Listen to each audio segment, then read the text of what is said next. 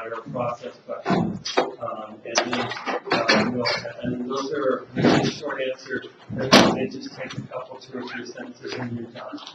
So if you're thinking you need an extra piece of paper, then you got the wrong question, or you're overthinking, or something's wrong. And then you'll have 5 essay questions that will be on the test, 5 essays. And you will pick, some bunch of people on. You're going to pick 2 of those to answer. So you have this kind of list, and then you select the 2 that you feel you can answer the best. Do not answer more than 2. If you answer more than 2, I'm going to read the first 2, and then I'll be done. So I'm not going to read 5 essay questions on your paper and pick the 2 that got the highest score. So you just pick the 2 that you feel most confident in and then write. There's no minimum amount and there's no maximum amount I think you should write until you feel like you've answered the question. So for some of you that'll be a half a page or so. For the others of you it'll be a small, I guess they call them a novella. Not quite a short story, not quite a novel, someplace in between. But you just need to write so you feel like you've answered the question. Now, if you're just writing and writing, you can cover everything. At some point, I just stop breathing and done. So don't do that. But if you stay on topic and you're answering the question, you write about that. Does that make sense, everybody? Okay. So the lecture's an hour and a half long, and I try not to make time an issue for anybody. So you basically have as much time as you need. Jen has taught my labs before, so she understands on test day that you may show up late to lab because you want more time to work on the lecture test. So don't freak out, this takes you 2 hours to do the test, and you're to lab a half hour late, so that'd be only for the late lab people. She's not going to be penalized at all for that. So are we going to remain in here instead of having to shift over there to finish? Yeah, there's no class coming in behind us, so we get to stay in here. There's other times that there's a class behind us, you have to go. Is it the same for lab when we're doing the early lab, the test for that? If we're running late coming in? Yeah, if you come in like that, that's fine. Typically, most people don't need the extra time for the lab test. So, but if you did and you came in like that, it's not going to be a problem. All right, any questions about that? Do we need to bring out Scantron? Oh, yeah, you need a Scantron and the number 2 pencil. Any other questions? Okay, so let's keep going and see how far. Remember to get through tissues to start on the take an interest system tonight. So, this is the tissue that, it sounds warning, I turned it off. So this is the tissue that we left off on last time, just irregular connective tissue. And remember, as we were just closing down the lecture, we said when we take a look at the collagen fibers, they're running in multiple directions. So what that means to us is that these guys can withstand forces in multiple different directions, up to a point. Obviously, when you take a look at the fibers that are here, even though they're very, very strong, there's a point which they can't tear. So we had somebody who was volunteered by me to have their skin twisted and pulled on, and it didn't fall apart, it didn't release itself from the underlying tissue because of the fibers that are going in multiple directions. No matter which way you went, you were okay with that. Does that make sense to everybody? Are you okay?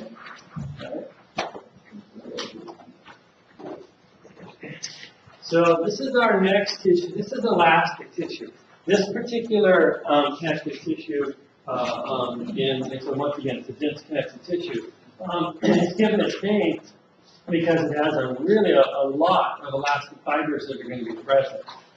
It's just not in a lot of places. So when we talk about this guy, it's really, really limited. So they'll talk about this little guy right here. This is our ligament and flavum, and he's actually an elastic connective tissue, and he connects the 2 vertebrae together. The other guys they talk about, where we find this guy, is a guy called the ligament and nucha. And that's actually going to be in the back of your neck. It says also the ligaments supporting the penis, supporting transitional epithelium in your blood vessels. All of those need to be able to actually expand and then go back to their original shape. So that's a little bit of the issue with as you get older. If some of you are old enough to maybe experience this, and some of you aren't. As you get older, your connective tissue, elastic tissue, and all that stuff, it doesn't do as good a job replacing itself as it used to when you were younger. And so when you take a look at your picture when you're 21, your picture when you're 41, your picture when you're 61, there's a significant amount of kind of sagging that has gone on. So that happens, we can see it on our skin, it happens all over through our body. So what happens when you talk about the supporting ligaments in the penis and things is that elastic tissue. We have to be able to squeeze on the blood vessels to keep the blood from leaving the penis, and when it's not elastic anymore and it's all stretchy, we don't squeeze as much, and that's when men have trouble getting really good erections like they had when they were 21 as opposed to when they're 81. So a little bit of difference there. And this guy right here is the ligamentum nuchus. So if you go back up to the back of your head right here, there's a bump called the external occipital protuberance. And then if you just kind of come down, you'll feel kind of this hard stuff right here. It's a little bit pliable, and that's actually what you're feeling is that part of that's the ligamentum nuchus that's present there. It kind of helps your head from doing this all the time, falling down on your chest, which is what a lot of you look like. It's about 45 minutes for that. This is elastic connective tissue, and that's the guy we're going to talk about. What we see is all of these elastic fibers that are present there. So once again, a strong tissue, but he has so much elastic tissue, or excuse me, elastic fibers that are there that he's pretty flexible. This is reticular tissue. We took a look at this same picture when we talked about reticular fibers, and one of the things that we did notice is that you have all of these fibers that are going over all through there, and then the cellular components, often called the parenchyma, that's associated with these fibers. So if you take a look at the locations, it says the liver and the kidney and the spleen and the lymph nodes and the bone marrow, and almost every one of those guys that you're seeing there needs scaffolding so that we can have cells attached to it. That's what the fibers do. And then almost all of those guys are some kind of filtering structure. And so as fluids move through the ground substance that's here and moves through those fibers, then we can, let's pick on lymph nodes that are there, we can actually track germs or pathogens and things like that. And then we would also have a place for us to have other kinds of cells that are attached to these fibers. So we can have guys that are called fixed macrophages, and they would be sitting in that tissue where those fibers are, and a bacteria comes along and they go, well, that's a bacteria doesn't belong here. We slow the bacteria down as it goes through this network, and the macrophage reaches out and grabs them and engulfs them in phagocytosis. And so a way to protect us in our liver, filter out chemicals and things that we don't want. This is adipose tissue. We talked about these guys when we talked about the different kinds of cells we have. So the cells that are adipocytes, remember they were called signet ring cells. And when we take a look at adipose tissue, they show you some locations that are up there. And most of us are familiar with the fact that we have adipose tissue on our sides and our buttocks and those kinds of areas.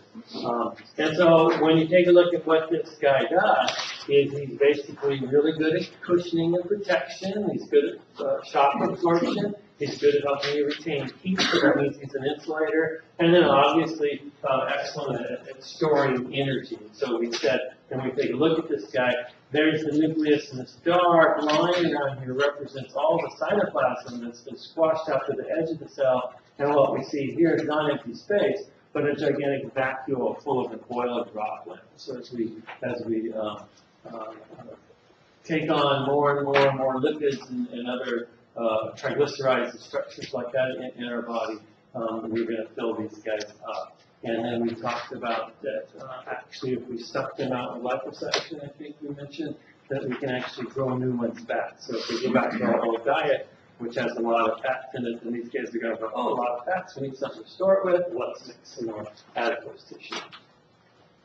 So this is cartilage, and so when you take a look at cartilage, what you're talking about in this case is a tissue that's got a fairly firm matrix. So what we see with cartilage is it's made up of a molecule. Well, what's the name of the molecule? You guys have all seen it on TV. You go to Costco, there's a gigantic section of bottles full of this. Or some. Chondroitin, actually, there's a couple of different kinds of chondroitin. Chondroitin sulfate and there's some other guys. So we see chondroitin, right? Glucosamine? Yeah, glucosamine, chondroitin, yeah. Are we all right? And so, and then what happens is that's a polysaccharide that attaches to some proteins, makes proteoglycans, and so that makes that matrix, and then we mix it with different kinds of fibers, and so then that's how we get our cartilage. Is that the stuff I recently had an injection in my knee? I don't know. I don't know what that stuff's in your knee. Well, no, I was gonna say that hyaline cartilage was asking me to consider the joints with that. Well, I don't know. Sometimes when they do injections in the knee, they're putting in Syngus and some other things that are similar to that, where they're actually trying to create a cushioning. It's almost like a fake synovial fluid. Yeah. Yeah, that doesn't, they're not going to stick it in the cartilage. That's to help actually create that fluid there, more cushioning in this process. So when we take a look at these guys, then hyaline cartilage is dominated by collagen fibers. Now, what's really weird is if he's got collagen fibers, you would think you should be able to see them. Because typically what we've seen so far is collagen fibers are strands of smaller proteins that are put together like ropes. And so what we've seen so far is big strands. In the hyaline cartilage, what happens is the strands are really, really, really, really thin. And there's a lot of them, but they don't make these really thick structures. So when you look at the slide under a light microscope, whoops, let's go look at that one. You take a look at all of this matrix that's here, and what you notice is it just looks kind of smooth, like there's no fibers that are present. And that's because they're so tiny, we can only see them with an electron microscope. A light microscope needs to have light strike the structure, bent around the structure to create shadows, and then we perceive that as an image. And because these little fibers are so small, the light just passes right by them without being disrupted very much, and so we really can't see them. So what we need to understand is that we've got cells that are present. Those are called chondrocytes. All of the cells are inside a little space. It's called a lacuna, and that surrounding the cells where all that matrix is, that's actually collagen fibers and some water that are present there, but a pretty solid and thick matrix for our cartilage. Are we okay? Now, in this picture, one of the things that you're seeing is this layer right here, and this is called the perichondrium. And the perichondrium is an outer layer that we see on cartilage. And when we take a look at it, we talk about it having sort of two different layers that make up the perichondrium. So one layer is the one closest to the cartilage, and it's a cellular layer. And then up here, we have what we call a fibrous layer. We have a lot of fibers that are attached there, or that make up that layer. So what happens then is that when we take a look at cartilage with this perichondrium, if you need to attach something to the cartilage, it allows you to have a nice surface to attach to that has a lot of fibers to it. And so we'll see this sort of similar idea when we get to bone, when we've been called a periosteum. And then we'll talk about how all of these guys kind of going to connect to each other. Let's go back one. So the next guy you see, when you take a look at the locations for hyaline cartilage, the septum and nasal septum that makes up your nose is hyaline cartilage, your voice box is hyaline cartilage, but the big place that we'll see hyaline cartilage is on the ends of bones where we have articulations or joints. And so when this bone and your finger come together, each end of the bone is covered with hyaline cartilage. Your knee, your elbow, your shoulder, all of those are hyaline cartilage. When we have an articulation and we get picky and we look at this hyaline cartilage, it is slightly different than the hyaline cartilage that we see in other parts of your body. So one of the terms that we use for this guy is articular cartilage, because he's where articulations are. But the articular cartilage is just sort of a special hyaline cartilage. So for us, if we say articular cartilage, understand that's the end of the bone. But if you labeled that on a test, hyaline cartilage, you'd be okay. Nobody's going to mark off because you didn't put articular. But when you do hear articular, understand that that is a hyaline cartilage. And depending on where you work, The guys may talk about hyaline cartilage or articular cartilage, depends on how specific they are. Elastic cartilage, as the name implies, is going to have some elastic tissue, and that's actually what we see in the picture that's here. We see all these elastic fibers that are going through there. Oops. And so this is a nice picture of elastic cartilage. We can see, once again, chondrocytes that are present. We can see our cell with our nucleus that's here, nucleus, and this is a solid matrix, or at least a semi-solid matrix, a fairly firm matrix. We have spaces that these cells are occupying. So that space is called a lacuna. Are we all right? And then what we see going through here are just all kinds of elastic fibers that are going through here.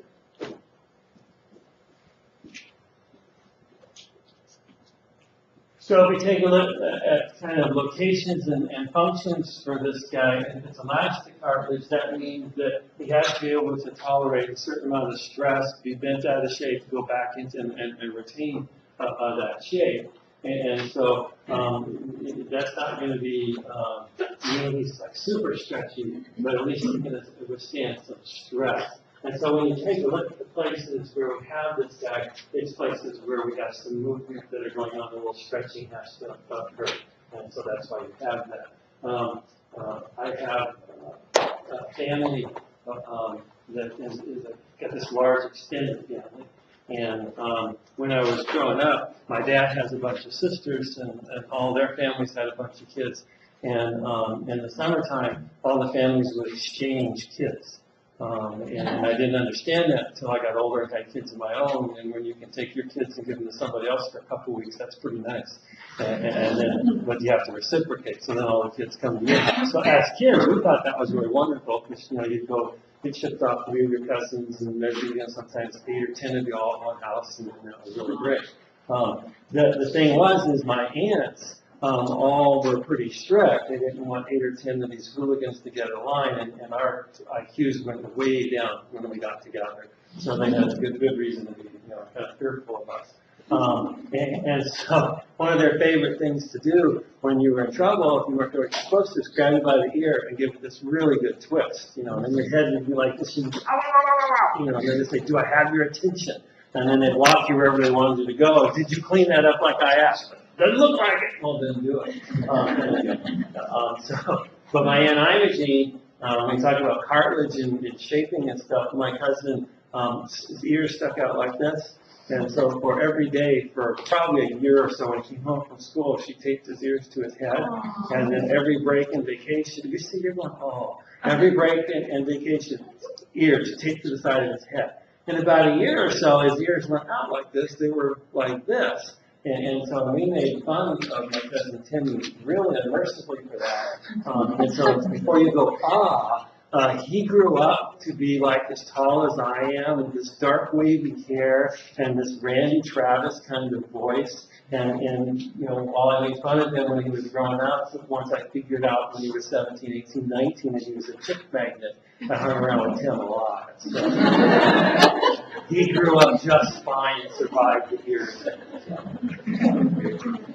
So the next guy here is fibrocartilage. And when we take a look at fibrocartilage, we're going to see a lot of collagen fibers that are here. This guy's going to be in places where we have a tremendous amount of stress going on, and he needs to be able to withstand that stress. So it says pads within the knees. When we talk about the meniscus of your knees, the fibrocartilage will make up these guys. In your pubic bones, we have a region where they come together called the symphysis pubis, the pubic symphysis, and it's fibrocartilage that's there. Your pelvic girdle actually twists a little bit, and so it's helping to allow movement, but keeping everything, the structural integrity of the pelvis in place also. And then between the vertebra, you have fibrocartilage, and so the whole weight of the body goes down through the vertebra and is transferred to the pelvic girdle and eventually to your feet and into the floor. So these guys are constantly being compressed all the time in a normal day, and then you go out and you go jogging and play basketball and those kinds of things, then they really get compressed. They're under so much stress that by the end of the day, they've actually gotten a little bit shorter. And then you go to bed at night, and because they have a pulpy fluid inside, it kind of pumps back up and it stretches back out again, and then during the day you compress them. So over your lifetime, what will happen is those guys sometimes will flatten out a little bit, so you'll actually not be as tall as you were. So when you get to be like 80, you'll be shorter than when you were 20, typically for most people. Maybe not a whole bunch, but at least a little bit. So since these guys clump up nicely overnight, if you're short, if you want to be as tall as possible, get up in the morning, stretch good, get everything warmed up, and then immediately have somebody take your height, because that's as tall as you're going to be the entire day. And then after that, you get shorter. And so what we see here is this is fibrocartilage, or fibrous cartilage, and this is the picture you have in your book. Really nice picture. You can see the collagen fibers really, really nicely. And I have yet to see a slide that looks like that at all, so I don't know where they got that from. So this is what it typically looks like when you look at it inside of your body. And this probably looks really similar to the slide that you have in your slide box. So once again, lacunae with chondrocytes in them, and then we can see these little streaks of collagen that are present in the matrix of the fibrocartilage present. All right, so when your book talks about the growth of cartilage, and so what we need to kind of talk about is the vast majority of the cartilage growth that you're going to have is going to be as an embryo and a fetus. And then once you're born, you're going to have still some cartilage growth that goes on, but it starts to be limited where the growth is going to be. And by the time you get through puberty and adolescence, then cartilage growth basically stops, and you don't have any more that's going to go on unless you have some, abnormal condition like acromegaly or something like that. So when we talk about these processes, these are not processes that we'll typically see in a normal adult, with the exception of sometimes when you have a lot of stress and damage to a cartilage, sometimes we see appositional growth occurring. But one of the issues with cartilage is that it is avascular, and so it gets all of its nourishment through the process of diffusion and osmosis. So that means its ability to go through large amounts of mitosis is really limited, because it's hard to get the nutrients and oxygens and things that you need for a lot of active cellular division to go on and a lot of cellular activity to go on. Does that make sense? Okay. So what that means to us clinically then is that if somebody comes in and there's something wrong with their knee, you'd really like it to be something other than a cartilage if possible. If it's a tendon, tendons are poor, or ligaments, it's regular connective tissue, right? Those guys are poorly vascularized, and so they heal a lot slower, but they can heal. But sometimes they need some help too, because they're so torn up, it's taken so long to heal that they may never do it in your lifetime. So you've got to go and sew them together and that kind of stuff. So what you'd really like, if you fall down on your arm and it swells up really, really big, what you really want is just a good old-fashioned broken wrist. So 6 weeks later, they take the cast off, you do some exercises, some rehab stuff, and you're good to go. If you torn all the ligaments and tendons and hurt the cartilage, it's going to take forever. And so that's not what you want to have happen. So when you take a look at the growth that's here, in interstitial growth, what's happening is we're growing inside the cartilage. So all that happens in this case is that we have this little chondrocyte, and he gets a signal that tells him to divide, so he just goes through mitosis and makes a copy of himself. Once these two guys divide and separate, obviously this lacuna, the space that they occupy, has had to get bigger. Then once they divide, they both begin to produce new matrix around themselves, and as they produce new matrix, they push away from each other, but they also are putting more cartilage around them. So in essence, you started out here and then moved in this direction, and you made the cartilage this much bigger by however much you moved apart. Does that make sense, everybody? And it happens in multiple cells that are inside the cartilage, and that's what gets that cartilage to expand. In the next one, this is appositional growth, and this is what we sometimes also see occurring in damaged cartilage in our body. What we have is we have our perichondrium that's here, and we have this fibrous layer, so fibers going through, we have this cellular layer. So these cells that you're seeing here, they're basically stem cells or germinal cells, and so they can go through mitosis. when they do, they create progeny, and then these guys specialize and turn into chondroblasts. So blast means to build or to create, so they're going to create cartilage, chondro. And so they begin to lay down new matrix. And as they do that, they surround themselves with this matrix, and pretty soon they're just trapped in here. So they've created their own lacuna, you've got the matrix around it, and now we've increased the thickness of our cartilage that's present there. Are we okay? Does that make sense? And this is one of the things that happens as you go, the long bones develop as we're doing appositional growth. And then at some point, the cartilage becomes bone, and now you're an adult and you're done growing cartilage. Any questions about that? Okay, it was a tough 3-day weekend. Everybody's all fried from too much fun.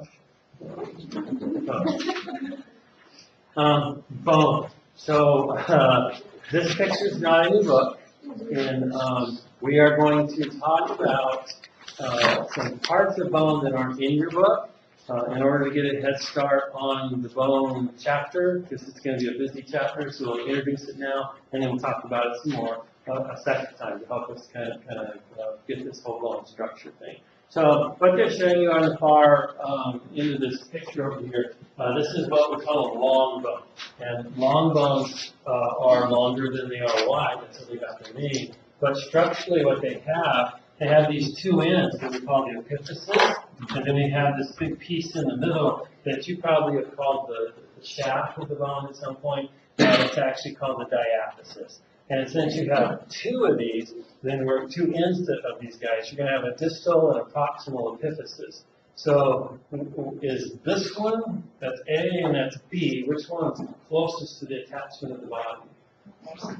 Proximal, or yeah, part A up there. So this is actually your humerus right here. So this is where it's attaching to form your shoulder, and that's where we're attaching to the bones of the antebrachium there. So when we take a look at this diaphysis, it typically has a hollow space in the middle called the medullary cavity. That's the appropriate term. Sometimes you hear it called the marrow cavity. We want to use medullary.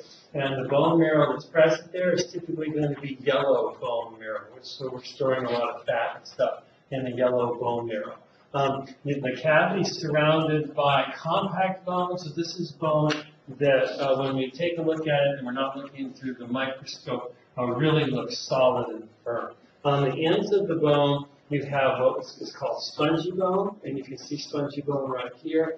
And what happens with spongy bone is it has these struts that go all over the place and kind of interlink, and they have a lot of space in between them. So when you look at it, it looks like a sponge, so it's called spongy bone. Spongy bone contains red bone marrow, and any place we have spongy bone, then we're going to be producing all of our blood cells. So our red blood cells and our white blood cells all will be produced. But where the spongy bone is by the red bone marrow that's present. So you have two covers on this guy. This is the periosteum, and then the medullary cavity, we have the end osteum. And we'll talk about these cases in way more detail when we actually get to the bone chapter. And so when we take a look at bone, notice these big vessels that are going in here. Unlike cartilage, bone is highly vascularized, and so it has a lot of blood flow going through it. That's one of the reasons when you break a bone, it can repair itself. It's because of the vascularization that's present. Questions so far? All right, so taking a look at the compact bone, so what we're going to do is we're going to take a look at this piece that's right here. So that's what we're kind of looking at here. So taking a look at the compact bone, what we find is that it's made up of these repeating units that are called osteons. So this is an osteon right here. And this picture right here, this is an osteon. So this is looking at it through the microscope, which you guys have already done with bone. And that structure is being represented here on this picture. So what we notice in the center of our osteon is this big opening. This is called a central canal. And the central canal is going up and down through the length of the bone. The central canal's role is just to deliver oxygen nutrients to the bone, take carbon dioxide and waste products away from the bone. And so when we take a look then at where the cells are from for this guy.